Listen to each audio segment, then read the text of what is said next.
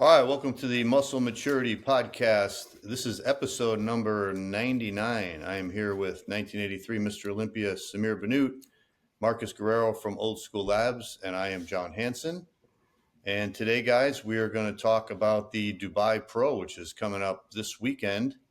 And we also got some questions from some of our listeners. So we're going to answer questions at the end of the podcast. So how you guys doing? It's been a while since we've done a podcast. Yes, it's been a while, that's for sure.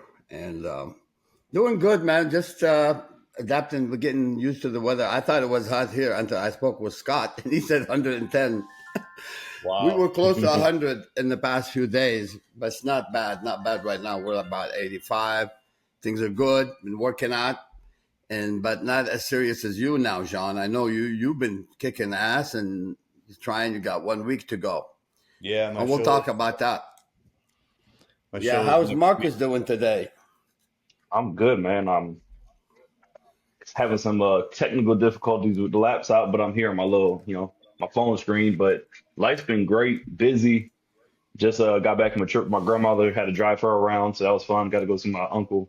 I got like a special uncle who lives like a couple of hours away, so I always take my grandmother to go see him, so that was fun. Got to eat some a lot of food, so now I'm gonna try to go get all that food off of me. I could see that. You're bulking up there, Marcus. You look full. Thanks for the compliment. Come on, Marcus. Next time I want to see you without that jacket. I want to see the arms and the abs, okay? Jean and I are going to judge you a little bit physically there. We know you're a good guy, but we want to judge the physique now. Anyway, so what about Dubai now, Jean? What's happening? I mean, I don't really know much about the show. I know it happened once before. I don't know, once or twice. Yeah, it's I think they got 140,000 or 140,000 for prize money for the winner. So we'll have Scott pull up the competitors list because it'll be happening this weekend. And who's the promoter? Is it Badr Bodai? I'm not really sure. Okay. Wow. But Beiruz Tabani, who has not competed yet this year, and obviously a great bodybuilder. I think he's been qualified for the Olympia the last 2 years, and he has not been able to make it out because he's from Iran and he hasn't been able to get the visa. But he will be competing, so I think everybody's excited to see him. And then we got William Bonac competing again, and Antonio Burton, who just won a show a couple weeks ago. We got Nathan Diasha, who has not competed yet this year, and Rubio Mastero, Nexzilla. He will be competing also, and I heard he's looking in good shape. He hasn't competed in a couple of years, so we got a pretty good lineup. Yeah. What about Sasson? Is he not competing? He's in shape. Yeah, he is in shape. I guess maybe the trip was too far. I don't know. It doesn't look like he's on the list. I don't see his name. Mo Foda is on the list too. He was a good bodybuilder last year. I saw him compete in Tampa, and he got second to. I recognize one of the names. Yeah, I recognize one of the good names, Jean. What's his name? Mohammed Foda. Yeah. I think this guy's amazing. I mean, really, he is. I mean, besides. I know with Bonac and Tabani, they're very good. And Nathan is good. Tonio is good. So that's the only really 1, 2, 3, 4, 5 name I recognize. But most of the other guys, unless I see a photo, I don't really recognize their name. So there's some German guys. And there is, I don't know. I mean, there's one American guy that I don't recognize his name. Yeah. So who do you guys think is the favorite? Is it Beiruz? Honestly, John, this is one thing about Beiruz now. I got to tell him, I've been, we always message each other back and forth. And I think Beiruz is fantastic. I love his body. The only thing is right now, the cancer has hit him with that positioning. I would love for him to put his arm down and show his balanced, beautiful physique. The guy is amazing. And honestly, looking at him, and if he's in top condition, I will put my money on him, John. Yeah. Very nice, because he have the flow. He's like not bragging, but he's like a big Samir kind of, but not in the posing department or the muscle in the muscle department. Right. Like great muscle, really huge. I mean, long muscle belly. The muscle look healthy. Oh yeah, I agree. Yeah, but he need to really learn to be masterful. This is one thing, and I believe he's being coached by Milos. If Milos been coaching him, I would love for him to really tell him to remove that kind of positioning. Some of the positioning is laughable, John.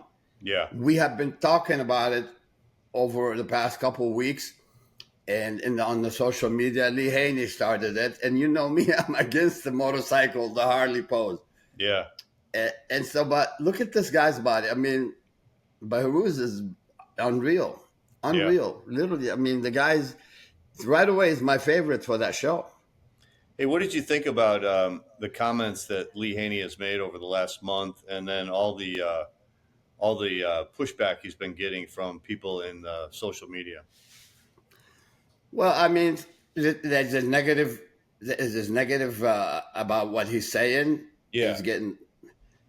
I mean, come on. You know, Lee Haney comes from the old school. Look at Lee Haney, and you know, Lee's always been a champion that has that nice wide shoulders, small waist, and he didn't really make a fool out of himself when he posed. These kids have to understand that everything, like guys like yourself, like Haney, when we talk, we don't mean it in a derogatory way. We only trying to help. We want to enhance and contribute to bodybuilding in a positive way. And the kids out there, John, they go wacko. They're like, I wouldn't really listen. Most of those kids, they don't know what the hell they're talking about. Yeah. So I would definitely respect what it was. Kids, it was people who do podcasts and stuff. They were like, "Oh, he's so disrespectful," and you know, why are these old time guys? Why are they always shitting on today's bodybuilders? And why are they so against today's bodybuilding? And even like there was a lot of pros that were like pushing back and saying stuff against that. And what these guys look like, what they have been. I mean, Lee Haney did this all his life. I mean, look, I'm not perfect. Lee Haney is not perfect. Nobody is perfect. But the thing is, these good pointers should be respected and should be taken seriously, because I will back Lee Haney up. And I did. I commented on some of those things, John. It's absolutely disgusting when the kids come out of nowhere trying to say things against what Lee Haney is saying. These guys are bonehead. I mean, you're talking to 8-time Mr. Olympia who beat everyone. He beat everyone. Sean, Flex, he beat everybody. He beat Dorian, beat me. Yeah. I mean, he beat everyone in the game. And he is doing it in a constructive criticism, not destructive. But, you know, you got far too many bonehead on the social media. Obviously, we should not listen to those kids. They don't want to listen. They can go jump in the fucking lake. What do you think, Marcus? Yeah, I mean, I feel like Lee Haney is somebody within our, you know, this community who has shown and proved that he can have whatever, you know, feelings and comments he wants to have. And a lot of people should take heed to it and respect it. I mean, he's 8-time Mr. Olympia for a reason. So, and I get there's always going to be that divide, and, you know, but I think his words should be respected, short and sweet. He's Lee Haney. Thank you. What'd you think about what that says it all. You know, before these guys commented, John, just look at his track record. You are talking against a guy that won the Mr. Olympia almost a dozen times. Who the hell are you to criticize Lee Haney? So honestly, I'll treat that with minor distraction. I'm sure Lee Haney is not even going to respond to these bonehead. What do you think about what he said about how bodybuilding needs a reset, and, you know, like the sport is not healthy, and the judging standards are asking these younger bodybuilders to, you know, get bigger and get harder, and it's going to affect the health. And he said, like, bodybuilding right now is one of the most dangerous sports. What do you think about all that? In my opinion, John, there is a good point here, and he doesn't mean it, again, in a derogatory way. He mean it in a constructive way. Look, let me just elaborate on that, I really believe the majority, I didn't say everybody, but the majority, they are not doing it in a safe way. I mean, bodybuilding can be safe, can be healthy. Believe me, it can. And bodybuilders could live up to 90, 95. They could, but the way they are doing it, John, I completely disagree. And the sad stuff is some of those guys are getting their health ruined on the hand of some bodybuilders, even well-known bodybuilders, well-known coaches. I mean, sometimes I disagree with some of the things. I think I disagreed the other day with Chris Aceto, believe it or not. Mm-hmm. I mean, I'm not going to kiss ass anybody. I mean, Chris Aceto, he told Lee Haney, he said, oh, why don't we go back to the rotary phone and the black and white pictures and all the black and white TV? Come on, you can't say that, because what Lee Haney meant in here, they were talking about the motorcycle pose. I think Chris Aceto, he said he's okay with that. And I'm definitely 100%. Well, there was a photo of Derek Lunsford, and Derek was standing like that, like Baruz. Right. That's a no-no. That bullshit must stop. That thing must stop. With all respect, I told Chris Aceto, are you really agreeing on that? You really support that, Chris? Guess what? Chris wouldn't even respond to me. He knows, because I'm always on his side. But now when it comes to positioning, John, I mean, you gotta apply the art of bodybuilding, right, Marcus? What? I mean, you're from the new school, Marcus. Well, do you see about regarding the whole Lee Haney situation, that stuff, I think that you can look at it from so many different sides of the coin. I mean, if you hyper focus on how unhealthy it can be considered, say, well, absolutely, he has every right and he's 100% correct. There is a lot of, issues with health. You see a lot of younger gentlemen passing away and, things of that nature. But, talking about this era, I really do love this era of bodybuilding. So I think that, either which way you look at it, you can agree or disagree, and nobody's wrong within that argument, personally. And what do you feel? We're talking about the posing here. When I was talking about Aceto, I'm talking about the posing. No, the original question was about Lee Haney, his about that the modern day bodybuilding needs a reset. Yeah, do you agree with that or not? I don't agree with it personally. I think if you look at it from the health side, yeah, of course, but I don't necessarily think it needs a reset. However, if you focus only on health, then yeah, obviously there's things that can be done a lot better. Blood work should be at the forefront. People's health should be kind of like a thing that's taken into consideration, 1,000%. Why don't you think it needs a reset? I like today's bodybuilding. I think there's things that can be done, but to say it's a reset is kind of shitting on the modern day bodybuilder. Why? Personally, I think they need to reset. Why is it shitting on today's bodybuilding? Because if someone was to tell you what you're doing is not right, you're gonna kind of take that like a shot to the chin. You're gonna take that like, what do you mean? I think that anybody in today's bodybuilding, if they're hearing that, obviously you can, remove yourself from it and think about it. Okay, yeah, as I already stated, Lee Haney's right. What he's saying is true. It's factual. There's a lot of things that can be reset. However, I could also imagine, the other person who might be taking it the wrong way. I understand how they're feeling. I understand that it's like, I'm doing everything in my power to, present my body in the best way, shape, and form for what I assume the judges are wanting. So yeah, I might take that the wrong way. Even though, like I said, flip side, I agree with what he's saying. No, Lee Haney, the meaning of what he's saying is the truth. It is really the truth. And I know the majority of the guys facing some issue. Most of them end up with health issues. Some of them don't want to even talk about it, Yeah. Listen, Marcus, back in the days, we had nobody having a health problem, or you have a kidney transplant, or have a heart attack, or failure, or none of this shit. Some of the guys back in the days, they did make mistakes, played with diuretic. That's the reason why some of the old athletes died. And that's stupid. That's one individual who decided on his own to take Lasix or something, right, John? I mean, we don't, we condone that. Yes, don't we condone the use of diuretic in a way that kills the athlete. But we're talking about other abuse, Marcus, here.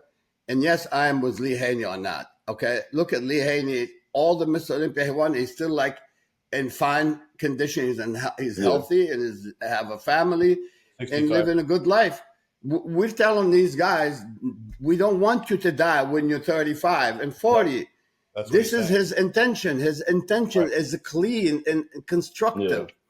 Yeah. Besides the posing is another issue, but the health part in here, and Lee Haney's talking about, I really do agree with it completely. Yeah. Completely, 100%. There's no need for abuse. Right. I mean, John, I would ask you, what's your perspective on that, John? Yeah, I think that's what he meant. I think he's concerned with today's bodybuilders that the standards are, they got to get bigger, they got to get harder, they got to get bigger, they got to get harder. And, you got someone like Derek, who's like, 5'6", and every year he's got to get bigger, he's got to get harder. He's under, he's like 5'5" probably, yes, anyway. Yeah. But what are the demands, those demands that are being placed on him? What's that going to account for his health? Are they going to make it to 65? And he's right. I mean, it is a dangerous sport now because you have to push the body to the limits now, Yeah, that's true. But John, he was talking about the Open. He wasn't talking about the Classic. He likes the Classic. And then I think Chris Cormier asked him about Keon Pearson going into the Open. And he goes, I hope he doesn't go in the Open. He goes, he doesn't need, because everybody's saying like Keon Pearson needs like 20 more pounds. And Lee Haney's like, he doesn't need 20 more pounds. I mean, and if you look at, and here's the thing about bodybuilding. Everybody says, well, that's progress. The bodybuilders of today are better than the guys before. Well, how do you measure progress in bodybuilding? That's like true. if you're throwing a javelin, we can tell that today's athletes are better at 10 yard or 15 yard or whatever. 60s because we can measure. Yes. Or a weightlifter or a power lifter. They're lifting more weights. So yeah, they're better. But bodybuilding isn't about objective measurement. It's a subjective sport, and you're looking at it from an artistic point of view. So you got to take into account symmetry, shape, proportion, size. I've had some idiots on this message board here when we were talking about the Nick and Derek thing at the Pittsburgh. They were like, you don't know bodybuilding. Telling me I don't know bodybuilding because I was saying Derek beat Nick because he had better symmetry and he had better shape. And they go, that doesn't count in open bodybuilding. Bodybuilding's not about shape. I'm like, what?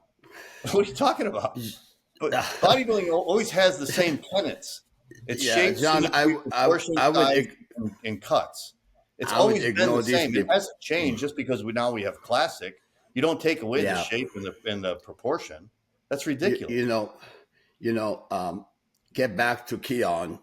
Haney doesn't think he's going to enter the heavyweight bodybuilding. Like the real Mr. Olympia.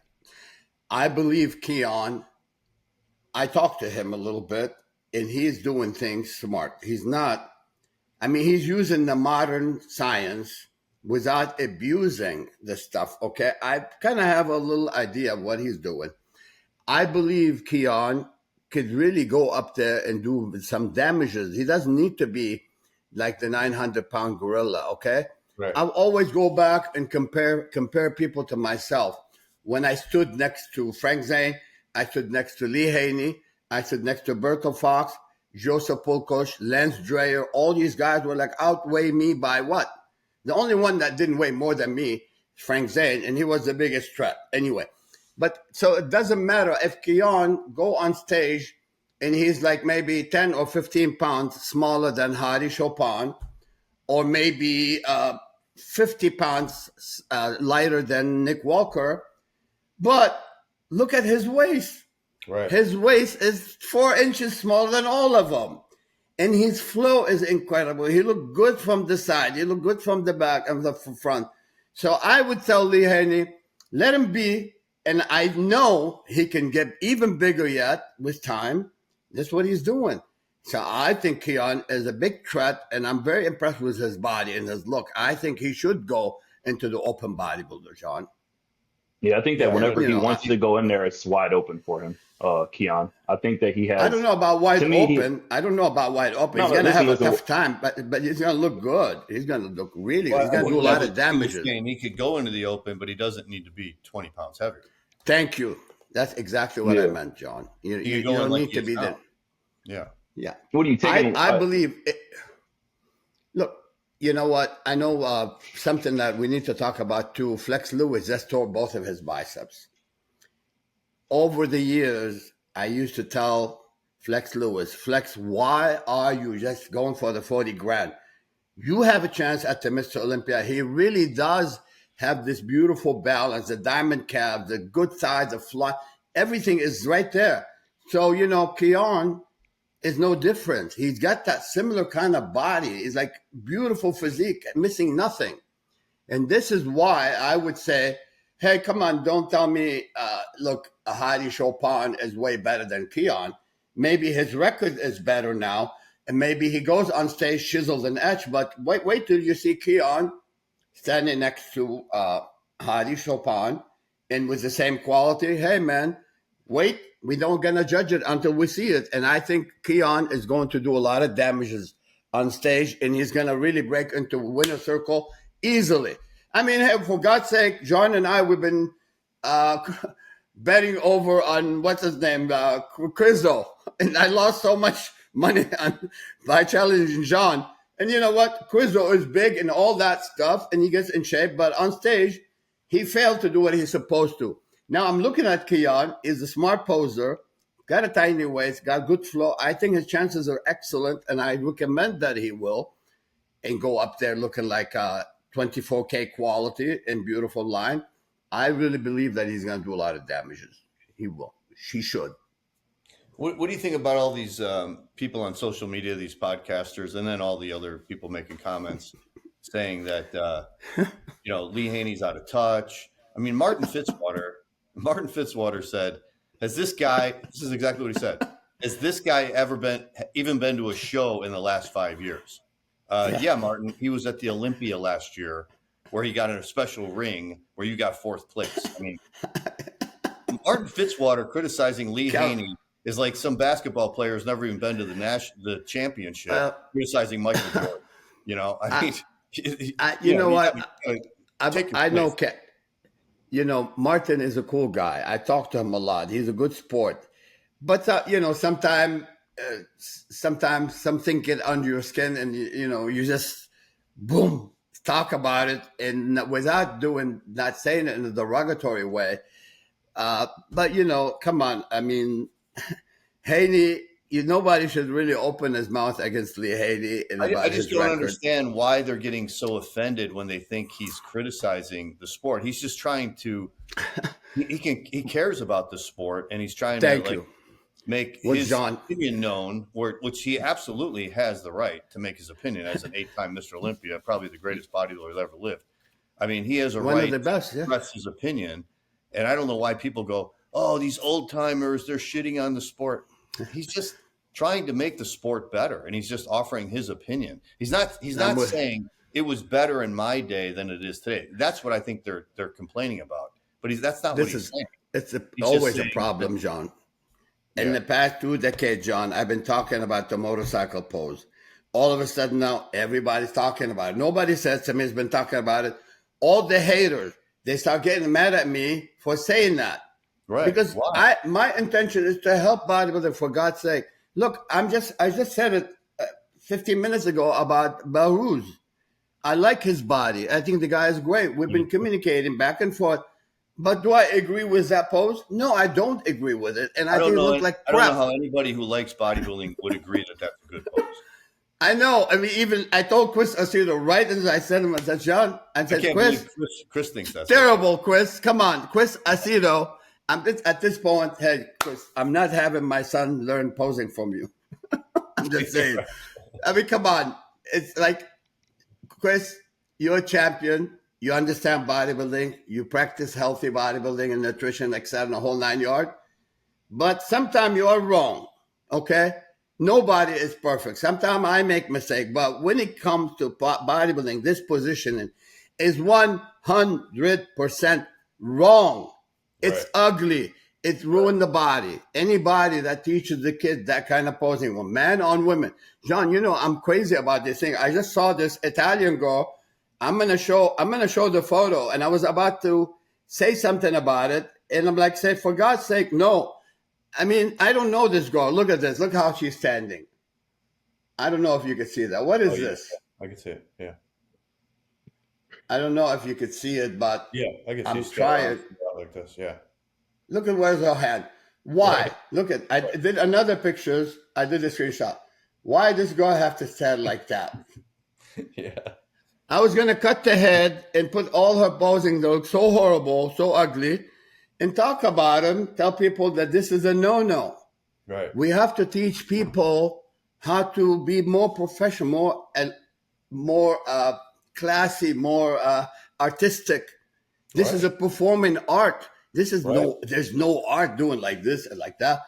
I mean, the problem is those posing coaches getting paid to ruin these guys. They get paid. They're small, like they say, they're like smooth operator. They talk you into, I can help you pose. I can help you with that. Give me $200.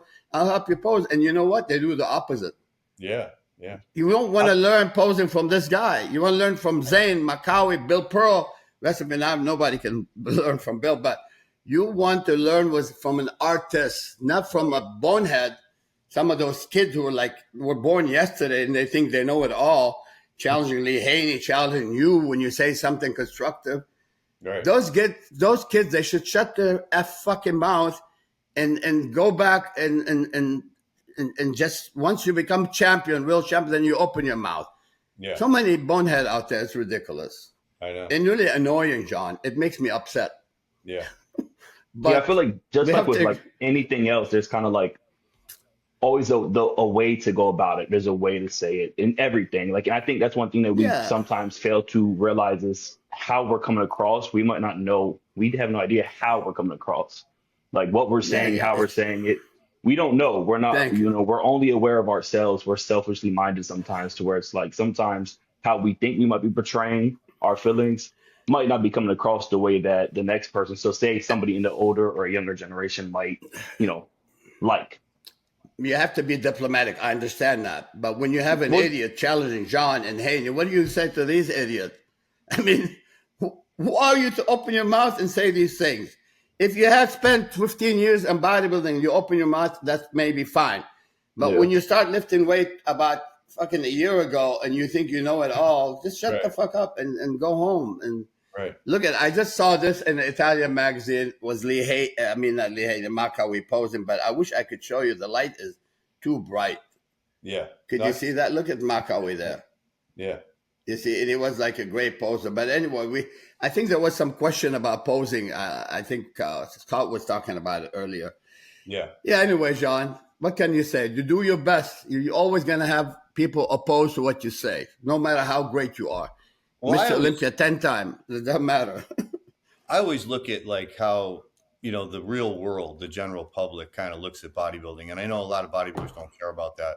But I can imagine, I don't think most people in the general public have a good opinion of bodybuilding. I think they have, even when I started back in the 70s, people had all these old wives' tales about what they thought bodybuilding was. And I don't really think I don't know how much farther we've come since then. But if somebody from the general public saw a bodybuilder standing like this, they just got to laugh at these guys. Like, what is that guy doing? Well, he looks like a frog. John, I called it the mocking pose. Yeah. You know how when someone mock bodybuilding, they go like this, look at how easy walking. Right. So, come on. Hey, Steve Weinberger, please, Steve, please. I love you. Let's cancel that pose, Steve, please. Oh, yeah. Jim Mannion, I love you, buddy. I know you don't like it, but somehow we have to change those habits. Yeah. Okay. We need to do it. Please do it because it's embarrassing. It's really making bodybuilding look so bad. Yeah. We need to talk about it. You're going to get mad at me? Don't get mad at me. I'm just trying to help. Like Haney's trying to help. It takes away from the symmetry of the body when you're raising the arms out like that. It makes your arms smaller. Yeah, it's a joke. It's a complete joke. It's totally unacceptable. I mean, unless we have Tyler, please, let's talk about it. Tyler, please consult with Frank Zane. Consult with people, not me. I'm happy to always contribute, but we really have to make bodybuilding better and more classical, more artistic. It's a performing art. We need to stop the wrong stuff should be eliminated for all I know. And who you want to talk to? Talk to the people that have been doing it. Hey, I've been doing this for over 50 years. And it hurts me when I see people doing it wrong. And I want to talk about it without people getting mad at me and say like, oh, he's a hater. I'm not a hater. I love the game. I want to see everybody do it better. Yeah. And the judging should also be aware that this kind of poses should be, limited and not accepted at all. I mean, the judges should see that too, John. Yeah. A judge that don't recognize this kind of positioning that is wrong. Also, I don't think they're aware of the sport properly. They're not fully aware. So yeah. Well, let's go back to that Dubai Pro and talk about that because that's coming up this weekend. So, who do you think Beirut is the favorite to win the show? I think Beirut have. Yeah. I think that Beirut. I think it's going to be like honestly, it could be. There's a couple people who could be up there, but I think money's on Beirut. I think Nathan's going to be right there with him. I'm going to be happy to see them battle out again. I think Bonak's gonna. I think there's a huge chance Bonak will be top 3. I really do. Yeah. I think he'll be in the top 3. Next up, I would have maybe like honestly, the next up would be like someone like Rubiel, Tonio, and then Ali Edward. I feel like those 3 are going to be right there too. I think Mofoda's kind of like that dark horse. Him and Rubiel, they could shake things up, honestly. Yeah. You think Bonak can beat Tonio? Yeah. I love both their physiques. I love Tonio's physique, but I feel like I think Bonak could easily mess around and be in second place even. Wow. Yeah. Here's how I see it, John. I see, if all of these guys in top condition, and here's my top 3, I'm going to tell you from now. If all these guys, 1, 2, 3, 4, 5, those top 5, I think Beirut will win. I believe we're not mentioning that guy Foda. I see Mohammed Foda back like a year or 2 ago. The guy was very impressive, complete body, beautiful flow. So if he comes in shape, body. So it'd be like Bonak, Beirut, and Foda. And yes, we can't take Bonak, but Bonak is always peaking properly, and really he stands out on say. I'm very impressed. I didn't think Bonak, like about 3-4 months ago, I thought, okay, well, Bonak maybe is done. He's not going to do better. But you know what? He's having impressed. A standout year. He's continued to improving. Yeah, and the reason why I would say I would take Beirut over Nathan Diasha for, let's see, I'll tell you the reason why. Now, for all I know, maybe Nathan could win. But the thing is, I'm saying if everyone get in shape, why would I put let's say Beirut, I give him the edge. I give him the edge because his torso is not like Diasha's torso is really long. Yeah. Beirut is upper and lower. Okay, for example, if we talk about Quizzo, he's got a long torso, and that comes to work against him too, John. Yeah, absolutely. We're talking Beirut is complete. He's got the lat, he's got the V shape, and upper to lower body balance is very good, which is going to be a little bit more difficult for Nathan Diasha. Yeah. He is not, I'm talking about the way God made us here, about the gift that you got from God. Look at Nathan, look at the torso. It's very long from his trap to his posing trunk. It's a long, but he's very impressive. Obviously, he seems to be doing very, very good. Why are these guys posing in doorways all the time? Can't they find a spot in the gym to pose? Well, the reason why, because when you have a black background, your body stands out more. If you stand in front of white wall, it kind of takes away some of your quality. Okay, so therefore they want something like dark behind them. because that actually make you pop a little bit more. You think there'd be a spot in the gym where they could pose. I agree with you. I don't understand why you're all standing indoors. You know why he's doing that, John, too? It's just in case of lighting. No, just in case of outside. No, if the reason why he's doing it under the door, just in case of there's earthquake, so he's safe under the door. That's the best place to be. But no, look, it's impressive. I'm very impressed, really, looking at that. He's a great body. He looks like whatever he's doing, he's staying healthy. That's very good. And let's hope he's staying healthy, because this is one of the things that scares me.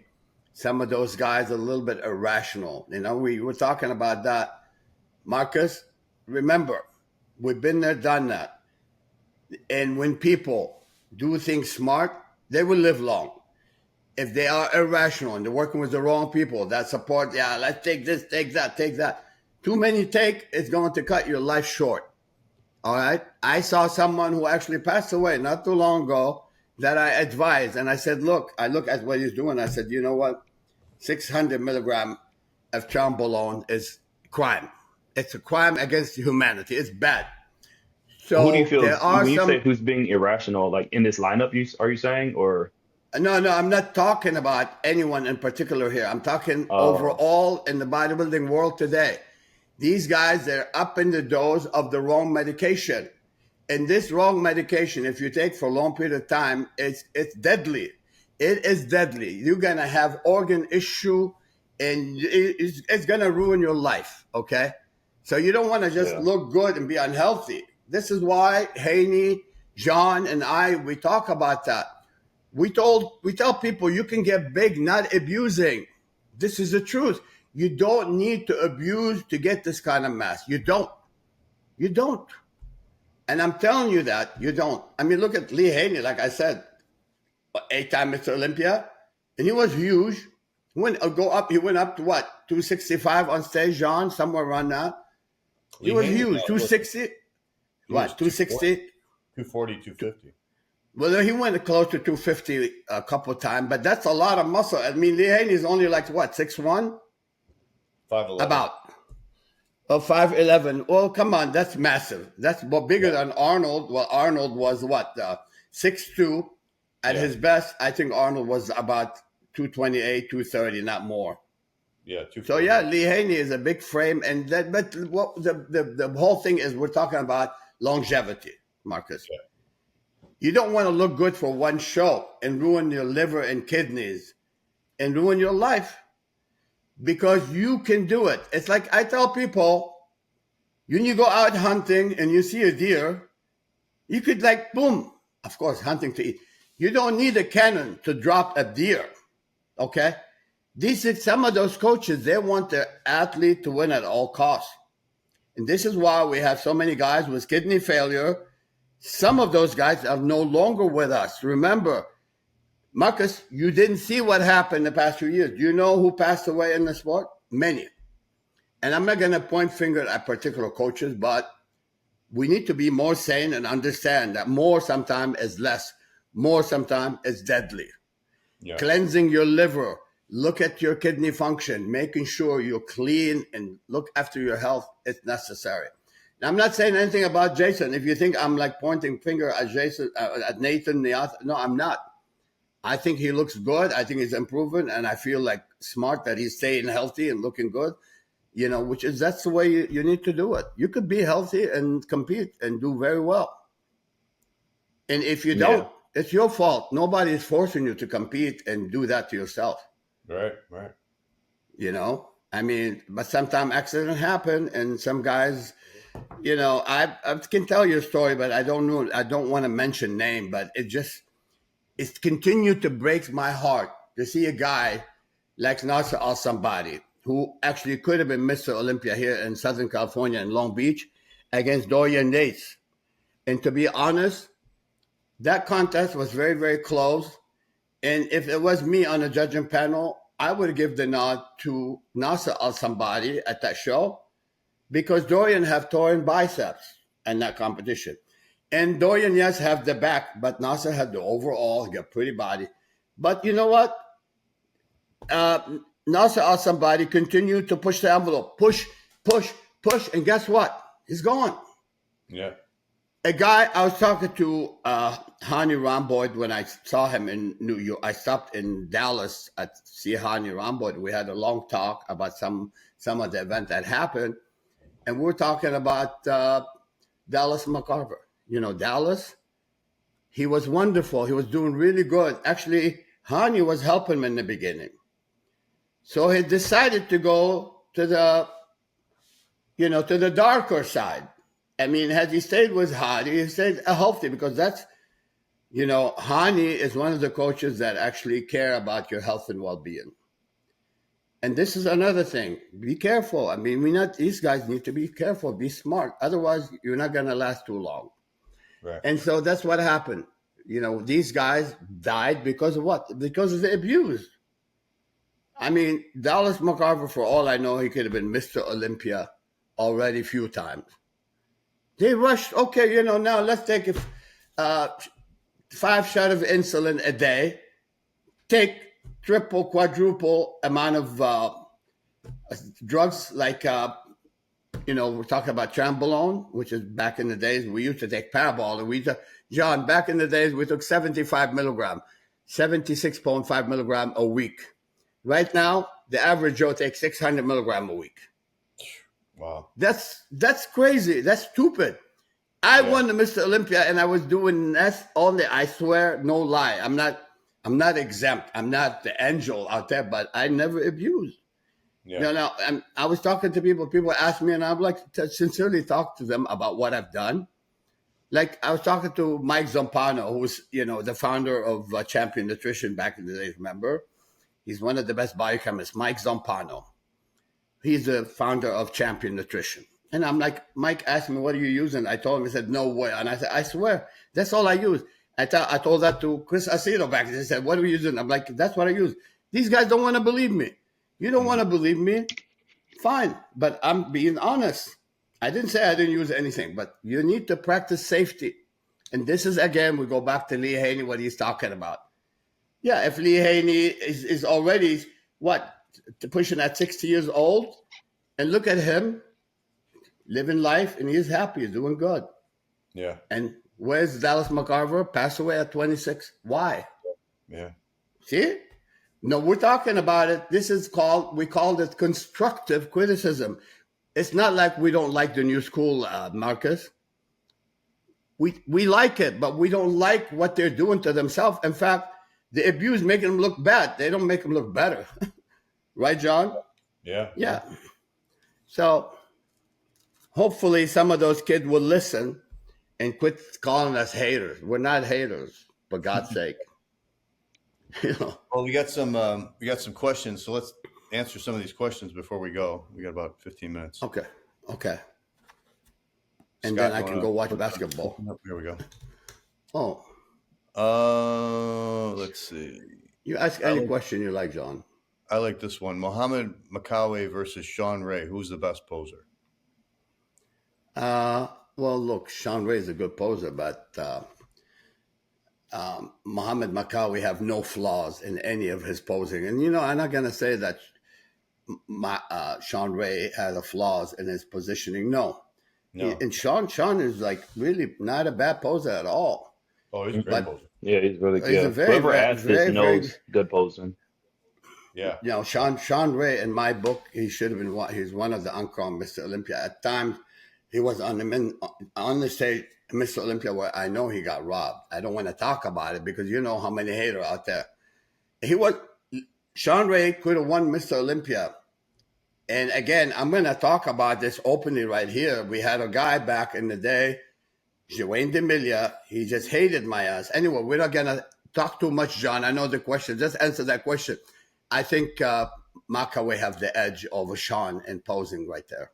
Yeah, I agree. But I think Makawe was yeah. Makawe did something. He made his routine really artistic, but he also really hid his weak points and he really emphasized his strong points. And that's what posing is supposed to do. And he was a master at that. Because if you look at him in the mandatory poses, Makawe had kind of a weak back. He had, it wasn't very wide and it was kind of flat. There wasn't a lot of thickness. Yes. So he would never do like a straight on back pose when he did his routine. He would do He's a smart guy. Yeah. Smart guy. And he had really good arms and shoulders, especially his triceps. So he did a lot of arm poses and twisting poses.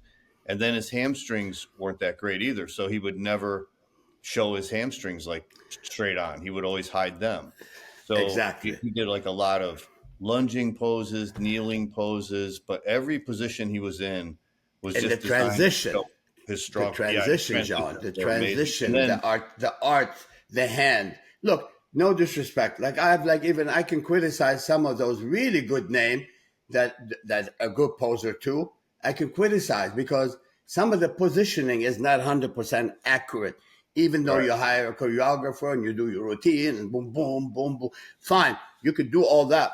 But each pose has to be meticulously done. You have to find ways from the finger, which is Makawe was good with that, grabbing and moving. I mean, look, I was going to say it, but I better not because I don't want it to come across as a hater or, trying to be abusive of some of those. I don't want to, say bad things about anyone. But there are some good name out there who has also been put on the list of good poser, and they have mistake in some of their positioning. Mm-hmm. Like, for example, I was talking about, what's his name? The guy that won the classic in, Terrence? Like Terrence. Mm-hmm. Terrence is a very good poser. He's smooth and stuff. But again, you do not do poses that is not going to make you look perfect. You don't use your arms in every pose if your arms isn't the best. You need to have a bigger arm. When you're bigger arms, you could do certain poses. But if your arms are smaller, you notice Chris Dickerson, he never really hit too many arm poses. Right. Why? Because his arm wasn't the best out there. Ed Corney have the arms. Yeah. If you have a good arm, you could use it in million positioning. Makawe had an incredible arm. Yeah. Sean Ray have a very good arm.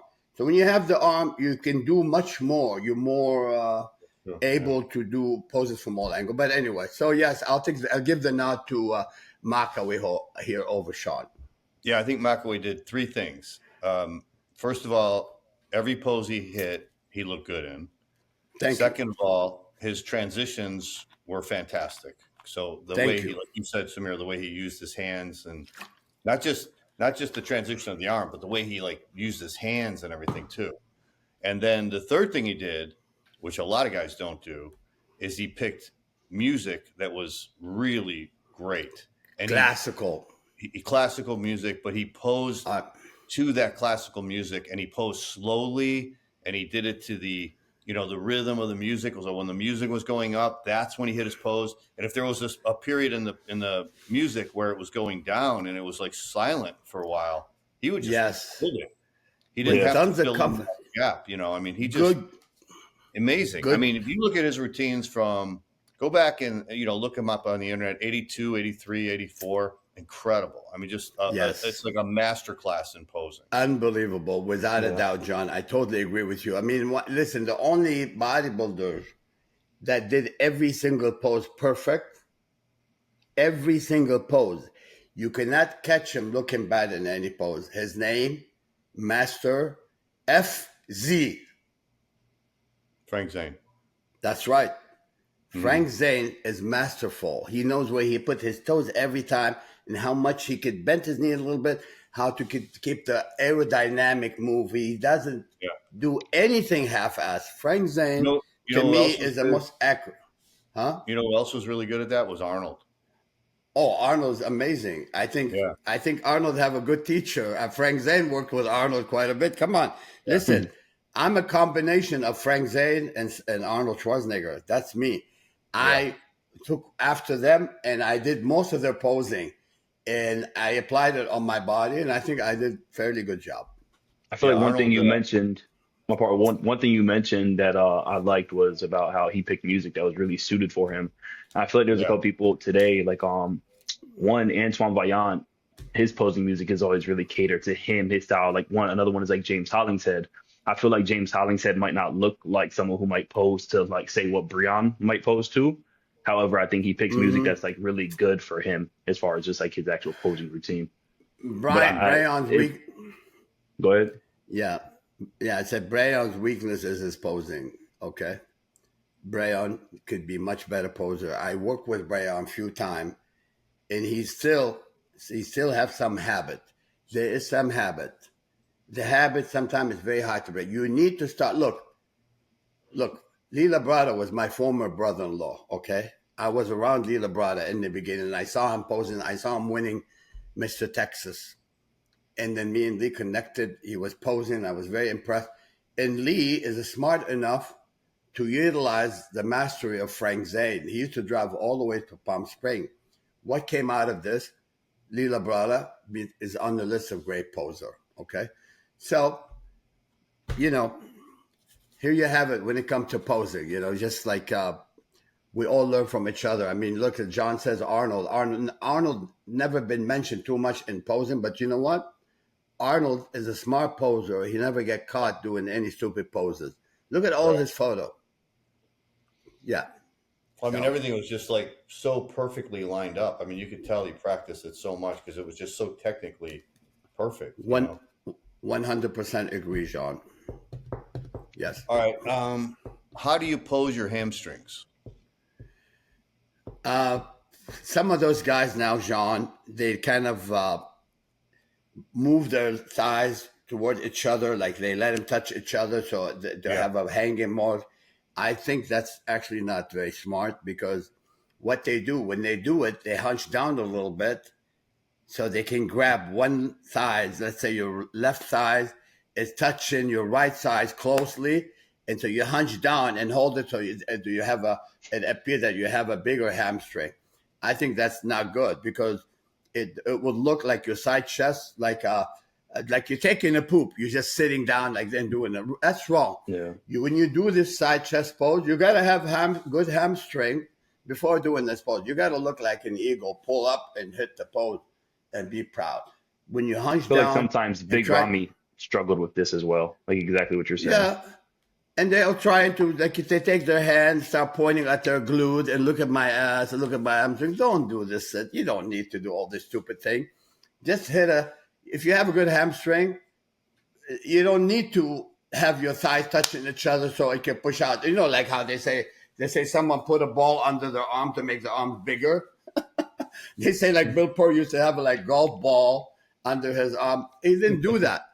But that's why some of those guys trying to have one leg pushing into the other leg, where it could make your hamstring appear bigger, but it ruined the entire pose. Right, John? Yeah. You know what I'm saying? You know what I'm talking about. How about from the back? Because I think that's changed too. They used to just put the leg straight back and show the calf and then just try to flex the hamstring. Now it's exactly like angle the leg out, like the knee is out, to show more of this sweep of the thigh. The front sweep, yeah. Well, what I do is one leg's like that from the back, from the front, and from the back, and then one, I would bend, let's say, my left legs, but pushing on the calves in a way, even I'm not on my toes, I'm able to flex my calves and take my right legs and, pull as far as back, flex my glute and hamstring simultaneously, and flex the calves where it appears like a diamond. You don't want to go like this, so you only lose the diamond part. Most people don't realize that. They open the legs too wide. This is one of the things I've been talking about with, what's his name? Regan Grime. I said, Regan, you got to pose better. And a lot of people talking crap about Regan now, not to compete. That's another topic we'll do for another podcast. But I told Regan, if he keep his legs together and peak properly, my God, he's going to break into the winner's circle, in my opinion. Anyway, so that's what I do for my back pose, John. I'm like, I hit my hamstring the way where I can flex both simultaneously. This is one of the mistakes that most of them do. You need to keep everything flexed simultaneously. Yeah. And whether it's glute, now back in the days, we didn't really care about showing the glute. So right now it's become mandatory, right, John? You got to have more ripped glute. Yeah. Yeah, I mean, anyway, I'm competing now, and I competed back like in the '80s, so it's different now than the '80s. I mean, the '80s, we just we hit a back pose, we just put the calf like heels straight together back. and stuff like that too. Yeah, but I mean, for the hamstrings, I would just, when you hit a back pose, you put one calf back, and you flex your calf, and then you flex your hamstring too. But now, now that I'm competing today, I kind of had to update it, and now I still flex the calf, but I tilt the knee out a little bit now, and it shows more the sweep of the leg. Yeah. The thing is, you got to show the diamond part of your calf. Sometimes they open the legs trying to show the hamstring, but then they lose the angle on the calves. You got to pay attention. Your calves is part of your body. Yeah. That's what happens. So when you have a diamond calf, it's diamond calves like that. You show it to the judges, but when you open your arm like that, you're only going to see side of the calf. You got to lose portion of your calf. So you got to be smart about making the necessary alignment or arrangement where it's visible. The diamond of the calves is visible and flex along with flexed hamstring. I saw Dorian on a podcast recently, and they were showing some recent pictures, I think, of Derek and, some of the guys at the Olympia. And he's like, yeah, I guess they don't really care about the calves anymore because the way they're closing their leg, they're kind of, tilting their knee out, and then you really can't see the calf. The calf isn't really flexed like it used to be. Here's how I pose my calves, John. I don't know if you can see it, but the calves is visible. I don't know if you can see it, but I'm going to try. Yeah. It's too much of a bright light. Here we go. Oh, well, you can't see it. Let's see if it's far away. Anyway, the thing is, Dorian, whenever he turned to the back, he didn't really need to do much because calves and his legs were his best part, Right. And I have to say this, but no disrespect, I don't think Dorian was a great poser. I think Dorian is an okay poser, but not. Yeah, he's a pretty good poser. Yeah. Not on my list of a great poser. He said he never really liked posing. I think he liked the athletic part of training, but he didn't really. Yeah. He's a warrior. I mean, he trained like a madman. He's probably the most intense bodybuilder in the gym. Exactly. But his posing could be much better, in my opinion. Yeah, I think he would agree to that. Yeah. He could. Yes, he would agree. No, Dorian is like straight shooter. He doesn't run. Yeah. He doesn't, give you the run around and bullshit. So I think another one of those questions that was kind of good was the one about points. I'm actually curious to y'all's opinion on that, especially with we just had someone like Sasan who's competed in 4, 5, 6 shows and he won 2 of them. However, how do y'all feel? Because I do know that, if you look at old school compared to the new school, there was a lot more people competing back then. So how do you feel about them taking away the points? Obviously, it's a couple of years now removed, but I always thought they should keep that. I know there's already a lot of people on the stage, but if they just had 2 or 3 people that kind of just condoned more people stepping on stage and, being, active in bodybuilding. But how do y'all feel about that? I don't know. It seems like they have enough guys in the Olympia just doing it the way they're doing it. I don't know if they need more guys with points. See, I feel like I would like it just because, it allows people to just people like Roman Fritz, Sasan even. Like I said, because say if Sasan didn't win his show, I feel like he was somebody who would have been able to I feel like he deserved to be, on the Olympia stage. So, well, I guess it's good to make guys compete more because if you're not one of the guys who's going to win, but you can take second or third or fourth and you can get points, you're going to compete in a lot more shows in order to get those points. So I guess if you show that kind of dedication, grit, determination, deserve to be there. So you have to make certain amount of points to be able to enter the Olympia, John? Yeah, they used to have that. Now they don't. Now I think you have to win a show in order to be eligible for the Olympia. Yeah, depending on your placements throughout the season, you'd be able to place on points. The Olympia is very special, and really we don't need. I personally don't like the idea of having people not qualified. I mean, really, the Olympia should be the cream of the crop. Yeah, I agree. If you're one of those guys that half-ass bodybuilder, honestly, I don't want to see people that's not belong in the Mr. Olympia stage. Yeah. Unless you are a badass bodybuilding champion that won titles that is respectable, and then you're great bodybuilder. That's why the Olympia you don't see more than 18 to 20 contestants, or maybe 16 contestants. It's always been like that. The best. Yeah, you got to have the elite, the cream of the crop, baby. So, and I agree with that. So. All right, guys. Well, let's wrap it up here. I got to go eat because I'm getting ready for By the way, I got to say something here about some new product. Really, yesterday I was working out at Gold Gym and I tried this, chewable creatine, and it tasted really good, John. You know, I'm a big believer in creatine, and so this is a new product, but from Old School Lab, and I'll show you. I probably ate 8 of them today. It tastes good, don't He's supposed to eat 4. You know what? I'll make it 10. Here's Jesse. You want some? Yeah. My hand. Your hands are dirty? Don't worry. I just take it. My hands are clean. Okay. He's about to lose some Old School ass points if he don't take them. No, don't leave that. I dropped some on the floor. They're good, aren't they? That stuff is good. Yeah, they taste really good. You tried? Oh God, yeah, I've had. Yeah. I take that, and also I got my vintage build. You know, I always got the vintage build. Gets 3 more grams of creatine, and you're stacked. Crazy, but yeah, it's really good flavor. Well, yeah. Yesterday I was training at Gold Gym, and I had many people try it. They like the taste. Okay, cool. Give it a try, guys. Yeah, I'm a big believer in creatine too. So you take creatine, John, don't you? Yeah. I haven't tried the gummies yet, though. How many grams a day do you take approximately? OSL made sure to because that's one thing I want to mention too is OSL made sure that you're getting your 5 grams of creatine in the 4 gummies. Like it's a lot of times people they try to fake the truth and they go in and all of it gets burnt up in preparation. That's not how these are. These actually have 5 grams of creatine. Marcus, I've been with OSL since day one, and they always they really made sure everything is high, quality, no Mickey Mouse ingredient and so forth. So I really I just saw this for the first time yesterday, so I'm talking about it, I support Old School since day one, and give it a try, guys. I'm not talking about my own product. My own product is selling really well. I have a Lava.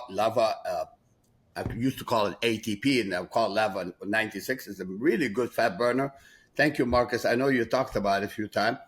And the Replica GH, which is natural growth hormone releaser, natural, no bullshit, no junk, no sweetener, etc.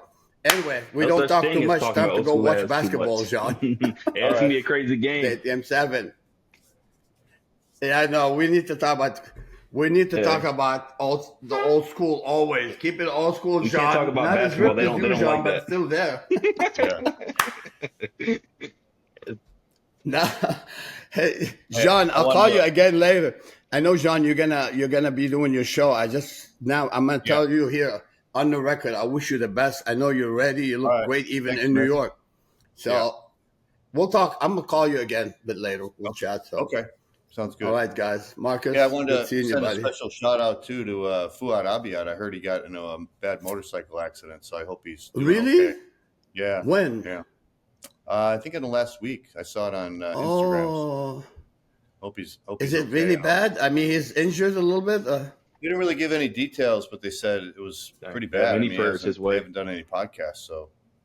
Man, that's why I gave up on I gave up on motorcycle years ago, John. Yeah, me too. I don't mess with those either. I was crazy about motorcycles. I did crazy stuff. So anyway, I'm glad it's no longer with me. I hope he's okay. So even Dr. Massimo have a Harley. He broke his legs and messed up. That's a couple years ago.